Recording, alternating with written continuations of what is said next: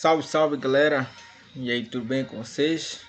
Estamos iniciando agora mais um vídeo aula e hoje nós iremos falar sobre nosso último assunto da disciplina Ciências Sociais e Psicologia do Trabalho.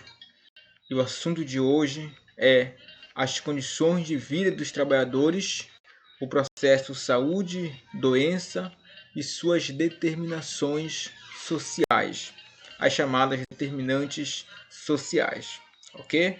Vamos lá? Bom, gente, para que nós possamos ter um entendimento significativo dessas determinantes sociais, da relação saúde-doença, é importante primeiro nós traçarmos o conceito de saúde. Bom, de acordo com a Organização Mundial da Saúde, a OMS, que está famosa agora, né? De 1947, saúde é um estado de completo bem-estar físico, mental e social, e não apenas a ausência de doenças ou enfermidades. Na nossa primeira aula que tivemos, nós estudamos sobre as dimensões psicológicas. E lá, inclusive, nós vimos o conceito de saúde. E nós percebemos que saúde, como a própria OMS destaca, não é meramente uma ausência de doença. Ou seja, uma ausência de uma enfermidade física. Mas, quando falamos em saúde, vai muito além de algo biológico. Saúde tem a ver com a questão social. Saúde tem uma relação direta com a questão espiritual, com a questão mental. Embora uma pessoa ela esteja fisicamente, biologicamente saudável, mas se ela tiver um problema social, um agravo social, um determinante social, automaticamente esses agravos, esses problemas irão caracterizar-se como uma doença, porque ela não está gozando do seu bem-estar mental, social e psicológico, ok? Então é muito importante nós levarmos para a nossa prova esse conceito da OMS, que saúde é um estado completo de bem-estar físico, mental e social, e algumas literaturas até colocam espiritual, e não apenas ausência de doença ou enfermidade. E nós, quanto profissionais da saúde, precisamos sempre fazer uma abordagem, ter uma abordagem psicossocial e espiritual. Ou seja, analisarmos a dimensão biológica, ou seja, física, mental, psicológica, social e espiritual também. Ok? Vamos lá. Galera, como é que se dá o processo de adoecimento? Sabemos que o processo de adoecimento, de que as pessoas adoecem e morrem, quais são os motivos, né? O que influencia nesse processo de adoecimento? Existem fatores influenciadores neste processo? Claro, esse processo de adoecimento ele depende de alguns fatores, como por exemplo, depende do gênero. Muitas doenças são mais prevalentes em determinado gênero e menos prevalentes em outro gênero. Por exemplo, no atual cenário que o mundo vive, com a pandemia do Covid-19, coronavírus, né? Percebe-se que os homens são mais acometidos quando comparado às mulheres. Muitos estudiosos, ainda são estudos recentes, né? Estudos ainda não tão bem embasados, formulados, mas muitos estudos, alguns melhor dizendo, já apontam que tem uma relação diretamente essa questão de prevalência da doença em determinado sexo, no sexo masculino, tem a ver com a questão genética, tem a ver com a questão hormonal, que a mulher possui alguns hormônios diferentes e em maiores concentração quando comparado aos dos homens. Então, os estudos eles estão trilhando esse caminho dessa diferença de prevalência da doença no público masculino em relação ao público feminino. E existem muitas doenças, né, que acabam sendo mais prevalentes nas mulheres quando comparado aos homens, né? Existem doenças que os sinais e sintomas são mais evidentes nas mulheres do que nos homens, né? As doenças, as infecções sexualmente transmissíveis, por exemplo, muitas delas os homens são assintomáticos, enquanto que as mulheres acabam tendo quadros sintomatológicos, né? Por exemplo, a candidíase, que é uma doença comum nas mulheres, principalmente aquelas portadoras de baixa imunidade ou em uso de imunossupressores, essas pessoas,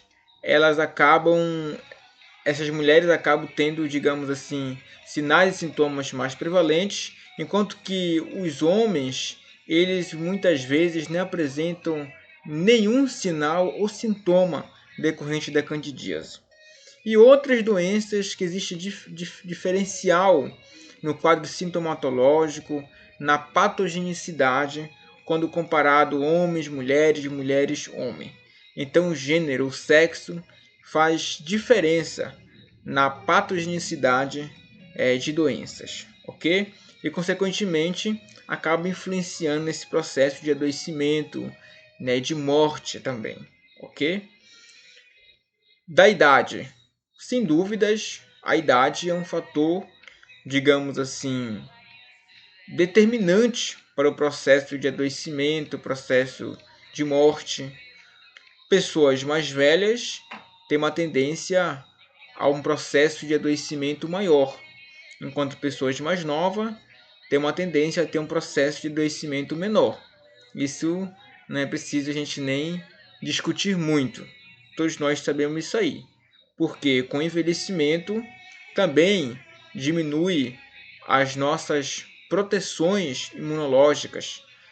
Com o envelhecimento, o nosso organismo também envelhece e diminui a nossa resistência, a nossa barreira imunológica.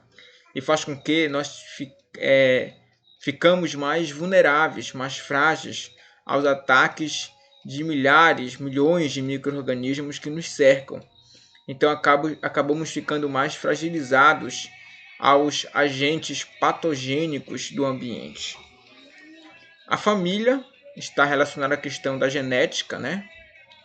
Às vezes, por exemplo, as pessoas de origem africana, né, os negros, são mais propensos, a ter uma doença chamada anemia falciforme. Assim como também os descendentes, os afrodescendentes. O Brasil, como um país, uma miscigenação, então todos nós carregamos geneticamente traços para ter traços, né, e até mesmo a doença como toda de anemia falciforme, ok? E então, dependendo da raça que a pessoa pertence, ela pode estar mais propensa a desenvolver determinadas patologias ou não. A questão dos hábitos alimentares. Muitas vezes, algumas comunidades tradicionais possuem hábitos alimentares que faz com que elas sejam mais vulneráveis a determinados tipos de doenças. Não vamos muito longe, né? Vamos só na China. Vamos tomar o exemplo dos chineses. Eles, por exemplo, têm o hábito alimentar de comer alguns animais que nós aqui não comemos. A exemplo que eles comem, por exemplo, morcego, né? que é o único mamífero que voa, diga-se de passagem, considerado um mamífero, né, um animal, e portanto não é um costume nosso, não um costume do Brasil. Então percebe-se que o hábito alimentar ele pode influenciar no processo de adoecimento. Por quê? Muitas vezes esse morcego ele está contaminado com alguma doença, como relata-se a questão da transmissibilidade do coronavírus, que se deu a partir da ingestão de sopa de morcego, lá na China. Né? Dizem que tem essa origem, né? Muitos estudos falam sobre isso aí. Então, a gente percebe claramente que o hábito alimentar influencia diretamente no processo de adoecimento, da proliferação de doenças e, consequentemente, no processo de morte também do ser humano. O local de moradia, ou seja, onde as pessoas moram. Se você mora em um lugar, em uma cidade, com déficit de saneamento básico, consequentemente, os problemas, os agravos decorrentes da má higienização, da precariedade sanitária, esses problemas certamente poderão cometer a sua saúde e dos seus familiares. Pessoas, por exemplo, que moram em determinadas regiões do Brasil têm uma chance de ter algumas doenças quando comparada a outras pessoas que moram em outras regiões. A exemplo, nós que moramos na região amazônica, estamos mais sujeitos a ser infectados, por exemplo, por malária, uma vez que essa doença é endêmica em muitas regiões da Amazônia. Isto quer dizer o quê? Isto quer dizer que uma pessoa, por exemplo, que mora em São Paulo, ela tem menos chance de ter malária comparado a nós que moramos aqui na região amazônica. Então, dependendo do lugar onde moramos, estado, região, cidade, às vezes até mesmo bairro, nós somos acometidos ou não por determinadas doenças. Uma certa vez eu fiz um trabalho sobre o perfil epidemiológico da malária no município de Tucuruí, e nesse trabalho foi possível identificar que alguns bairros apresentavam índices mais elevados de malária comparado a outros bairros. E as explicações eram bastante interessantes, porque, por exemplo, em um bairro que existia um índice alto de malária, esse bairro eram pessoas que tinham propriedades, terras, né, em outros lugares, e as pessoas elas se infectavam nesses lugares e voltavam para Tucuruí, né, para as suas moradias, e acabavam notificando ali. Então, quer dizer que a moradia dessas pessoas, o lugar que essas pessoas frequentavam, influenciou no processo de adoecimento. Então, a questão da moradia, do local onde nós frequentamos, onde nós ficamos, influencia muito na transmissibilidade de doenças, até mesmo na patogenicidade de muitas doenças. Do trabalho, né? Depende do trabalho, às vezes, que a pessoa desenvolve. Estamos estudando em relação à saúde do trabalhador, né? Estamos aqui na disciplina Ciências Sociais e Psicologia do Trabalho, que envolve a saúde do trabalhador, e sabemos que dependendo do trabalho que é desenvolvido, muitas vezes ele é um fator influenciador para causar doenças. As chamadas lesões por esforços repetitivos, os distúrbios osteomusculares causados por determinadas ocupações, determinadas atividades, que nós executamos, que acabamos desenvolvendo patologias, doenças.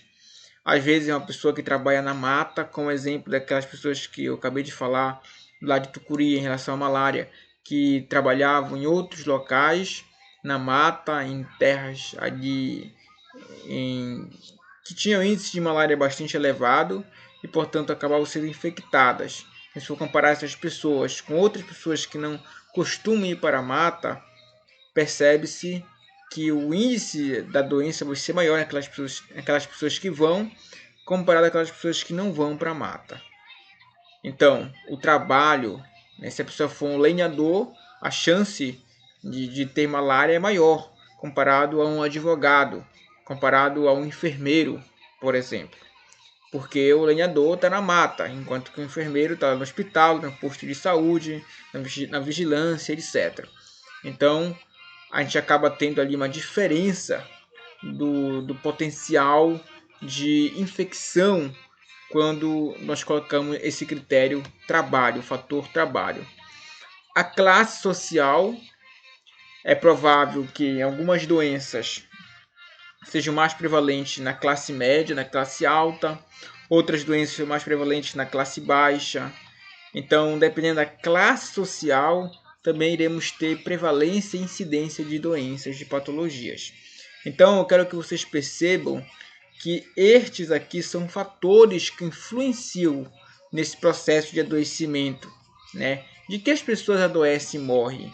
Depende do gênero, da idade, família, dos hábitos, do local de moradia, do trabalho, da classe social e de outros fatores também que depende esse processo de adoecimento, ok? Então, processo saúde e doença, fenômeno tanto biológico quanto social. O que a gente percebe? Possui influências históricas, culturais, sociais e econômicas. É influenciada pela produção, material e distribuição de riquezas pela sociedade. É um processo dinâmico e coletivo. Depende das relações estabelecidas entre os homens e grupos sociais, que é igual à reprodução social. Também das relações com o meio ambiente. Então, o processo saúde e doença é um fenômeno tanto biológico quanto social. Como nós vimos, saúde não é unicamente uma mera ausência de doença ou enfermidade, mas não. É um estado, é um completo estado de bem-estar biológico, físico, mental, social, espiritual e não mera ausência de doenças. Então, a pessoa pode estar biologicamente saudável, mas ela pode ter uma questão social, um problema social que esteja agravando a sua saúde. Então, se você não estudou lá em relação às dimensões psicológicas do trabalho, dê uma olhada lá no slide, na aula, estude lá que você vai entender melhor essa questão de dimensão psicológica do processo de saúde, doença, etc. Que lá ficou bem mais explicado, porque aqui a gente tem essa abordagem mais de adoecimento, ok? Olha só, saúde do trabalhador, condições de saúde do trabalhador. Os conceitos relacionados às categorias trabalho, saúde e doença fundamentam o campo da saúde do trabalhador e permitem compreender os aspectos sociais, econômicos e organizacionais responsáveis pelas condições de vida e saúde da população trabalhadora. Então, a categoria trabalhadora, né, ela tem uma importância gigantesca para o nosso país, para o mundo como um todo, perdão. E, portanto, o adoecimento é uma realidade nessa categoria, como de todos. E precisamos entender de que forma acontece esse processo de adoecimento. Esse que estamos estudando para compreendermos melhor, porque iremos lidar com toda essa situação no ambiente de trabalho. Aqui um dado estatístico, você sabia que entre 2012 e 2016, os transtornos mentais e comportamentais foram a terceira causa de incapacidade para o trabalho? Então, galera, existem problemas mental, psicológico, que afastam os trabalhadores dos seus postos de trabalho, causando um problema social, econômico para o país. E muitas vezes são problemas, na maioria das vezes, problemas evitáveis. Nós, quando profissionais da saúde, precisamos estar na linha de frente no combate aos problemas mental e sempre promover saúde mental. A promoção de saúde mental, juntamente, é um dever não só nosso, quanto técnicos de enfermagem do trabalho, enfermeiros do trabalho, mas de toda a equipe que iremos trabalhar. É um dever nosso promover educação em saúde, promover saúde mental, para que nós tenhamos trabalhadores ativos, motivados, engajados, empenhados em suas atividades laborais, para que assim possamos ter mais produtividade, menos problemas, menos afastamento, menos transtornos e sejamos mais felizes, como todos nós, né?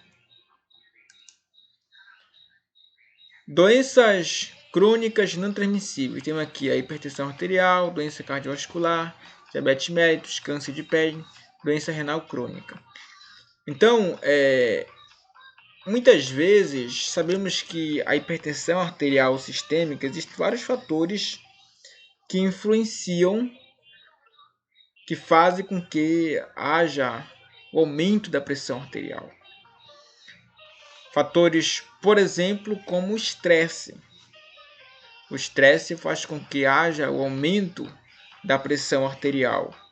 É um fator determinante, condicionante do aumento da PA. Então perceba que no ambiente de trabalho, muitas vezes, o trabalhador encontra-se sob pressão, muitas vezes em um ambiente extremamente estressante.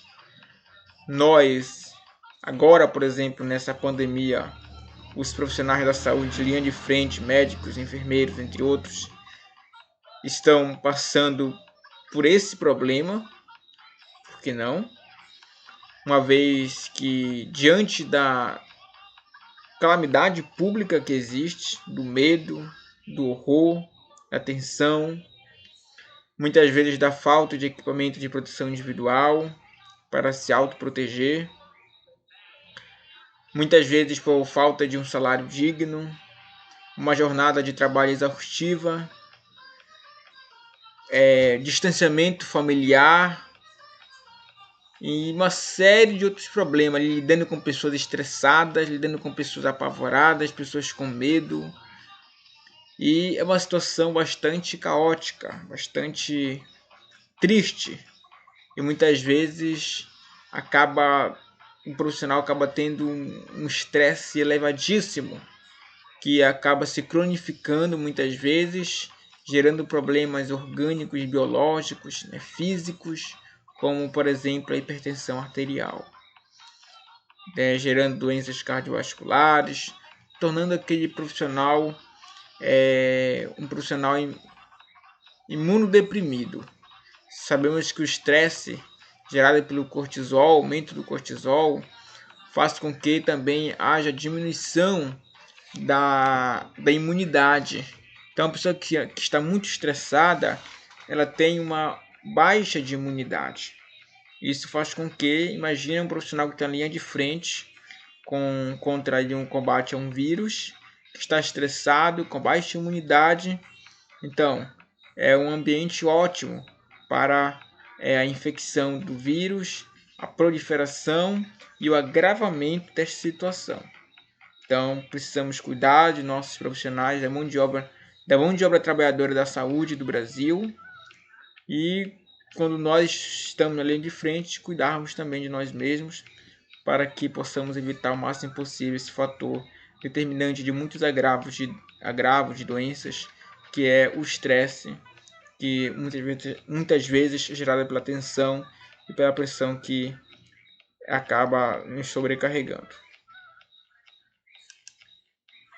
Aqui alguns dados somente, né? Você pode dar uma lida na sua casa sobre esses dados, prevalência e tipo de doenças ocupacionais dos trabalhadores de cozinhas. É um dado específico de um determinado grupo social, ok? Aqui nós temos fatores determinantes e condicionantes do processo de adoecimento.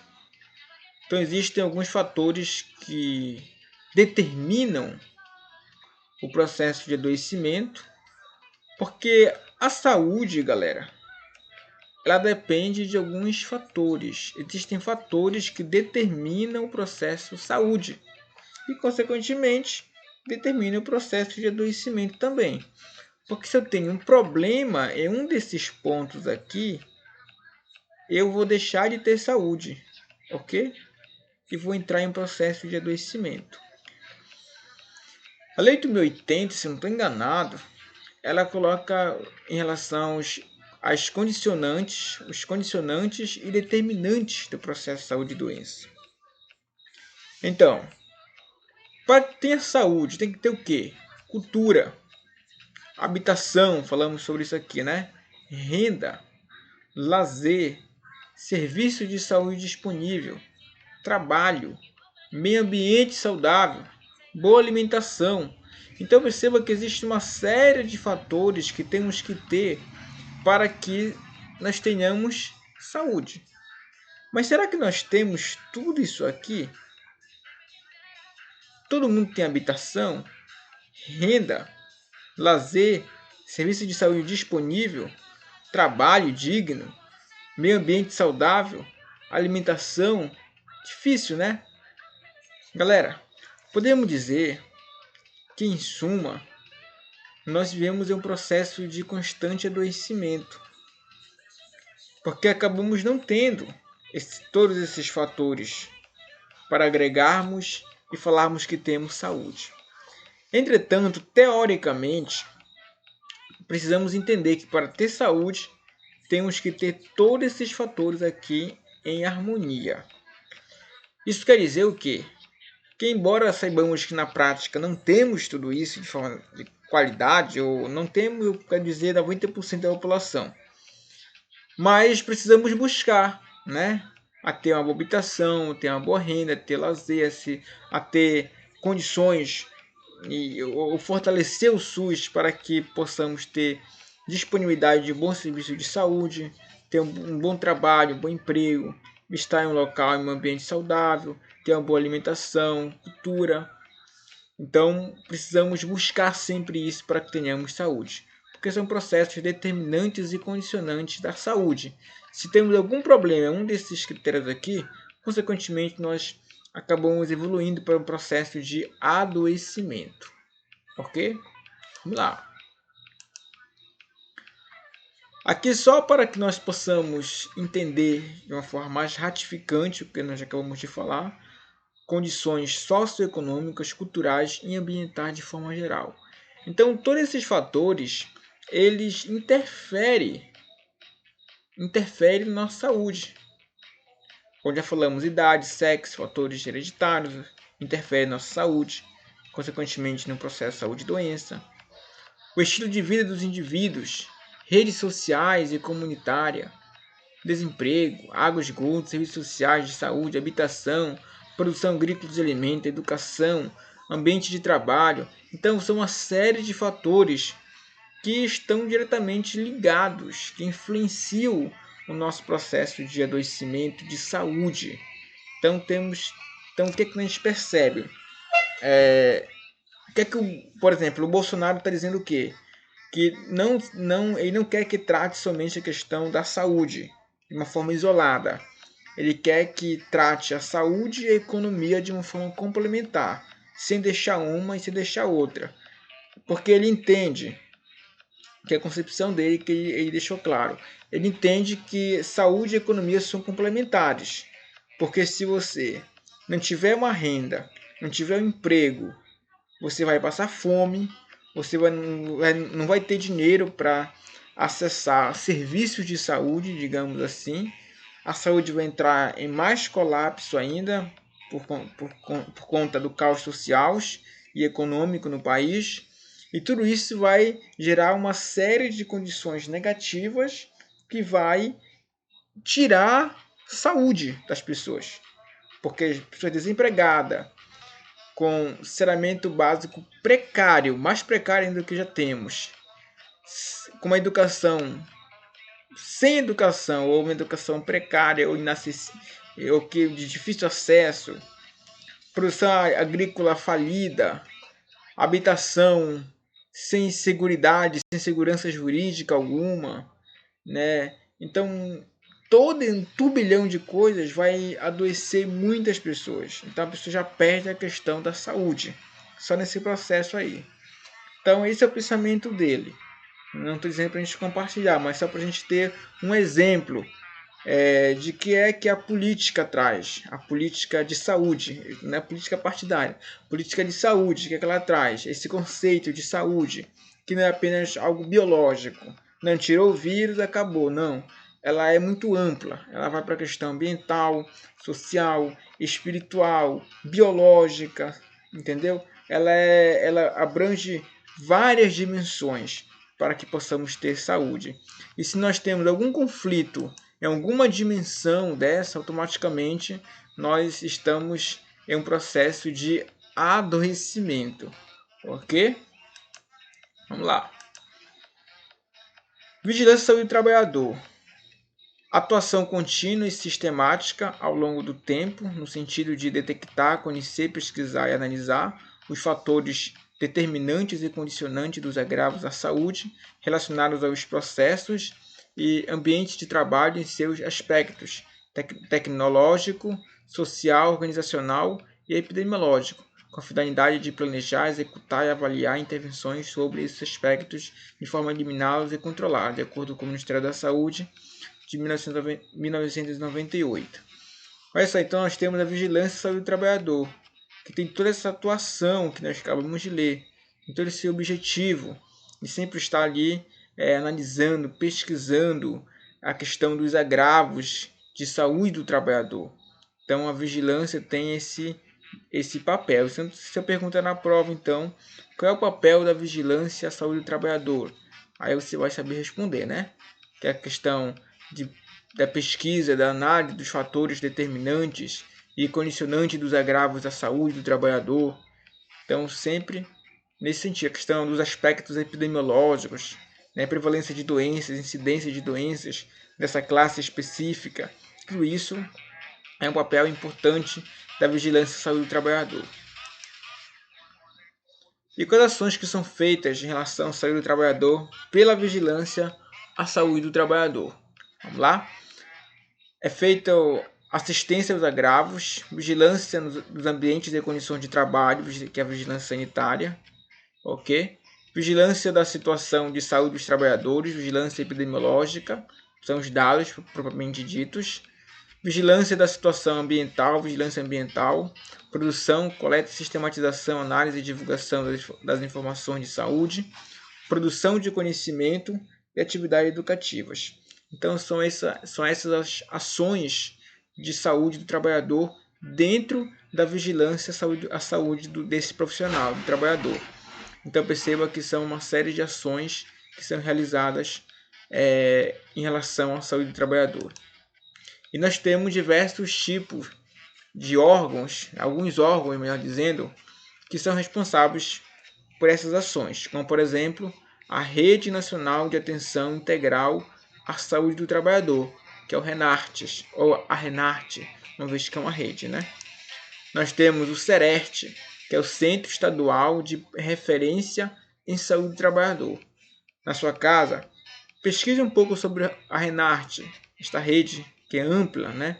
Pesquise um pouco sobre o CERERT, faça uma síntese, faça um resumo, leia de novo, que com certeza você vai somar mais conhecimento para você, tá bom? Galera, nossa aula fica por aqui. Espero que vocês tenham aprendido bastante, que esse papo tenha sido bem produtivo com vocês. E agora nós estamos encerrando a nossa disciplina de Ciências Sociais e Psicologia do Trabalho. Espero sinceramente que vocês tenham aprendido bastante sobre relação interpessoal, equipe multiprofissional, princípios básicos de uma relação interpessoal e vários outros assuntos que nós estudamos e gravamos videoaula nós temos aula escrita, videoaula, tarefas, então resumos que pedi para vocês fazerem, tudo isso para que nós possamos exercitar e em busca do conhecimento e possamos aprender. Quanto mais nos fizermos, mais nós aprendemos. Quanto mais praticamos, mais conseguimos absorver e aprender. Ok? Então fique bem. Espero que nós tenhamos compreendido da melhor forma, da melhor maneira. Muito obrigado, equipe.